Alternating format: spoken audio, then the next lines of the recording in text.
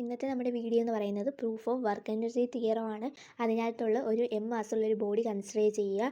അതിലേക്ക് F is equal to M A force നമ്മൾ apply ചെയ്യുന്നു. ആ ബോഡിയുടെ വെലോസിറ്റി എന്ന് പറയുന്നത് യു ആണ്. അവിടെ എസ് ഡിസ്പ്ലേസ്മെൻറ്റിലാണ് ആ ബോഡി മൂവ് ചെയ്തിരിക്കുന്നത്. ആ ബോഡിയുടെ വെലോസിറ്റി എന്ന് പറയുന്നത് വി ആണ്. അപ്പോൾ നമുക്ക് V square is equal to U square plus 2as എന്ന് എഴുതാവുന്നതാണ്. V square minus U square is equal to 2as.